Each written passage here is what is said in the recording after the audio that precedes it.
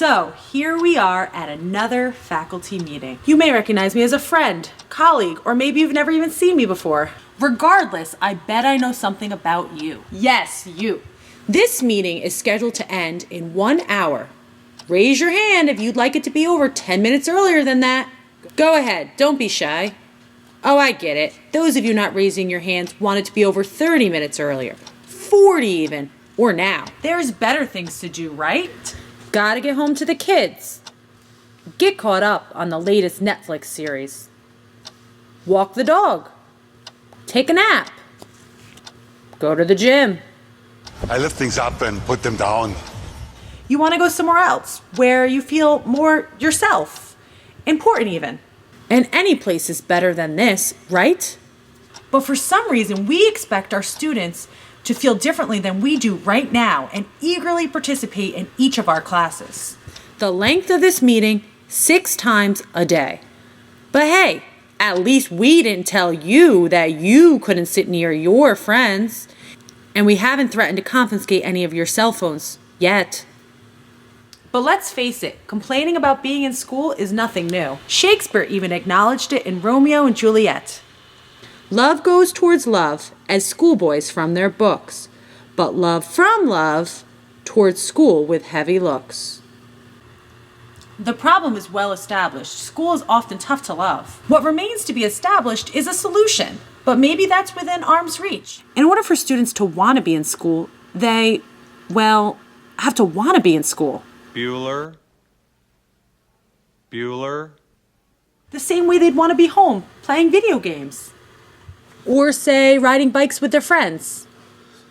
Or perhaps even watching the latest Star Wars movie at the local theater. Or Disney World. Competing with Disney is a tall order. Still, that Magic Kingdom is doing something right. They're making kids feel like they belong by creating characters who understand their problems, their fears, their hopes. And it's not just Disney capturing our children's attention. Maybe it's our students' favorite band, TV series, or a viral app.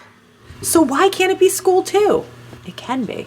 You see, we have something in our power far more valuable than Mickey ears and fast passes. We have the opportunity every day to make human connections. Loving, caring, I believe in you connections. We hold the power to advocate for the well-being of our students every day, and nothing can compare to the power of human connection. Nothing. Not even Mickey and his clan. So, since we're only a couple minutes into this meeting, and I hope I still have your attention, I'd like to share a story with you about the last time our superintendent, Mr. Maines, visited my classroom. It was a few days before Halloween, and I had come up with the brilliant idea of making Tetris costumes for the team. I had just piled all the cardboard boxes in the back of my classroom, just in time for the bell to ring. In walks the students to find towers of boxes across the entire back of the room, making a fort around my desk. So as expected from a group of middle school students, they surrounded the boxes to touch them, ask questions about them, and climb in them. Just as I was trying to handle the great box debacle of 2019, in walks Mr. Maines. So I mustered up my 14 years of teaching experience and did what I know how to do best. I panicked. Okay, maybe not outwardly, but on the inside. I wanted the boxes to just disappear and start class over. After answering the students' questions ranging from why the boxes were in the room to who invented the cardboard box, I began my lesson. We were reading a non-fiction piece on the Vietnam War off the Chromebooks to prepare for the next novel. Only 6 of my students were even present, and half of them weren't even in school the day before. I asked a basic question about what we had read yesterday. Why did some Americans feel that America should not have been involved in the Vietnam War? I crossed my fingers and said a quick prayer. I looked up to see Mr. Maines scribbling in his notebook.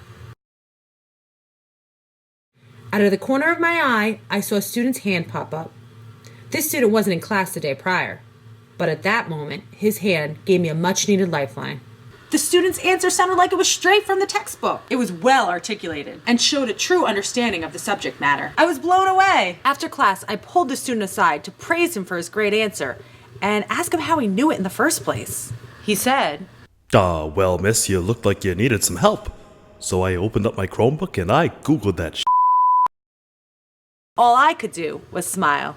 So what does this story have to do with SEL? This student had a great sense of social awareness.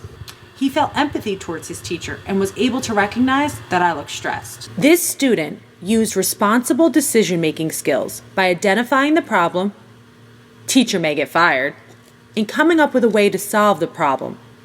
Google knows everything. So why did this make me so darn proud as a teacher? He kind of cheated, right?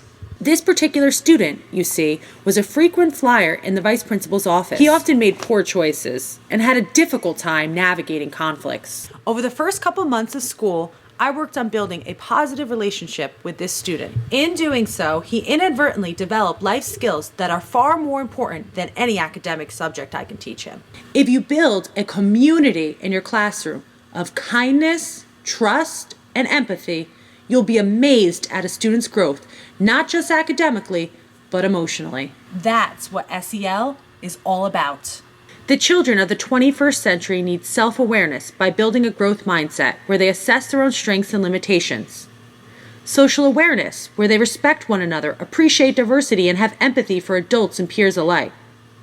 Responsible decision-making, where they can identify and solve problems while reflecting. Self-management, where they can manage their stress level, set goals, and be motivated to learn. And most importantly, develop relationship skills, where they effectively communicate, negotiate conflicts, and work as a team. That student demonstrated many of those skills in that one lesson that he certainly wouldn't be able to have done in the beginning of the school year. I later found Mr. Main's sketchpad that he left in the back of the room by the box fortress, and it read, "In order for our students to thrive in the classroom, the Pine Bush Central School District must strive to create a learning community that promotes the development of self-awareness, self-management, social awareness, positive relationship skills, and responsible decision-making through supportive relationships and connections with peers, staff, and administrators." That's our mission statement. And on the next page, he had written one more note. What did you learn in school today, dear little boy of mine? What did you learn in school today, dear little boy of mine? I learned that Washington never told a lie. I learned